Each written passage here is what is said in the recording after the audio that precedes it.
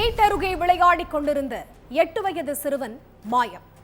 பல இடங்களில் தேடி அலைந்தும் சிறுவன் கிடைக்காததால் பெற்றோர் பதற்றம். காலை முதல் மாலை வரை தேடி தெரிந்தும் கிடைக்காததால் போலீசில் புகார்.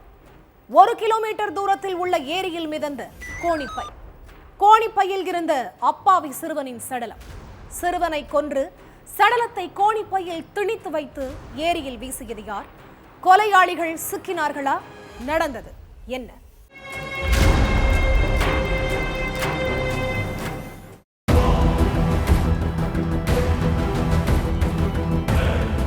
வீட்டு பக்கத்துல விளையாடிட்டு இருந்த 8 வயது சிறுவன் ராமானந்த காணும்னு அவனுடைய அப்பாவும் அம்மாவும் பரிதவிச்சிட்டு இருந்தாங்க.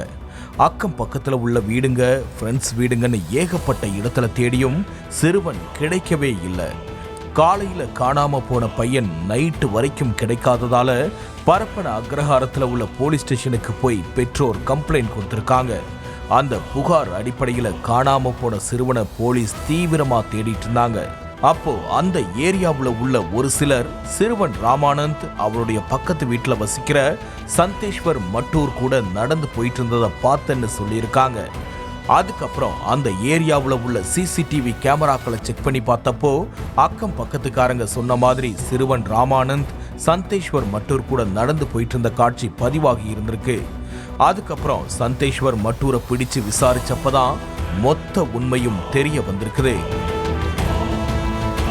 பீகார் மாநிலத்தை சேர்ந்த சந்தேஷ்வர் மட்டூர் பல வருஷங்களுக்கு முன்னாடியே குடும்பத்தோட பெங்களூருக்கு வந்துட்டாரு. கர்நாடகா பரப்பன அக்ரஹார பகுதியில் உள்ள வீட்டில் மனைவி 2 மகள்கள் கூட வாழ்ந்துட்டு வந்திருக்காரு. இவரு அதே ஏரியாவில் உள்ள ஒரு அப்பார்ட்மெண்ட்ல செக்யூரிட்டியா வேலை பார்க்கிறாரு. இவருடைய மனைவி அதே அப்பார்ட்மெண்ட்ல உள்ள வீடுகள்ல சமையல் வேலை பார்த்துட்டு இருந்திருக்காங்க. இவங்க வீட்டுக்கு பக்கத்துல பீகாரை சேர்ந்த இன்னொரு குடும்பம் குடியிருந்து வராங்க. அந்த வீட்டுக்கார பையன்தான் 8 வயசான ராமானந்த். இந்த 2 குடும்பமும் ஒரே நேரத்துல தான் பிழைப்புக்காக பீகார்ல இருந்து பெங்களூருக்கு வந்திருக்காங்க. சிறுவன் ராமானந்துடைய அப்பா சந்தேஷ்வர் மட்டூர் வேலை பார்க்கிற அப்பார்ட்மெண்ட்ல தான் செக்யூரிட்டியா வேலை பார்த்துட்டு இருந்திருக்காரு. இந்த 2 குடும்பமும் பீகார்ல இருக்கும் போதிருந்தே குடும்ப நண்பர்களா பழகி வந்திருக்காங்க. சந்தேஷ்வர் மட்டூருக்கு 4 வயசுல ஒரு மகளும் 5 வயசுல ஒரு மகளும் இருக்காங்க. புதன்கிழமை காலையில இந்த 2 சிறுமிகள் கூட ராமானந்த் விளையாடிட்டு இருந்திருக்கான். அப்போ சின்ன பசங்களுக்குள்ள ஏற்பட்ட சண்டையில ராமானந்த் 2 சிறுமிகளையும் அடிச்சதா சொல்லப்படுது.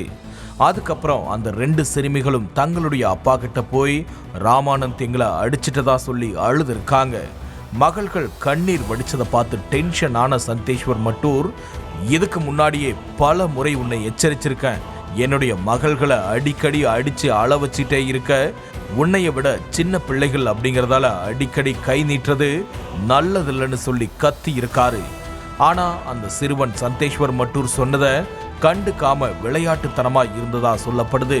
சின்ன பையன் தெரியாதனமா ஏதோ பண்ணிட்டான்னு நினைச்சு விடாம என்னுடைய மகள்கள் மேல கைய வச்சவன் உயிரோடவே இருக்க கூடாதுன்னு கொடூரமா யோசிச்சிருக்கான் சந்தேஷ்வர் மட்டூர். சிறுவனை சத்தம் போட்டுட்டு வீட்டுக்குள்ள போன சந்தேஷ்வர் மட்டூர் கொஞ்ச நேரத்துக்கு அப்புறம் திரும்ப வெளியில வந்து வாசல்ல நின்றுட்டு இருந்த ராமானந்த் கிட்ட பேச்சு கொடுத்திருக்காரு. அப்போ தெரியாம திட்டேன், என் கூட வா, உனக்கு சாக்லேட் வாங்கி தரேன்னு சொல்லி சிறுவனை தன் கூட கூப்பிட்டுட்டு போயிருக்கான்.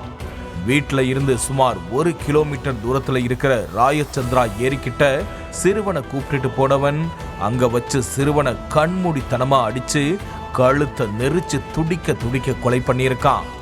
அதுக்கப்புறம் ஏரிக்கரையோரத்துல இருந்த ஒரு கோணிப்பையில சிறுவனுடைய சடலத்தை திணிச்சு வச்சு ஒரு கயித்தால கட்டி ஏரியில தூக்கி போட்டுட்டு அங்க இருந்து தப்பிச்சு போயிருக்கான். அதுக்கப்புறம் ஏரியில இருந்து சிறுவனுடைய சடலத்தை மீட்ட போலீஸ் போஸ்ட்மார்ட்டத்துக்கு அனுப்பி வச்சாங்க. ராமானந்தை கொண்டது சந்தேஷ்வர் மட்டூர் தாங்கிறது உறுதியானதால போலீஸ் அவனை அரெஸ்ட் பண்ணி ஜெயில அடைச்சிட்டாங்க.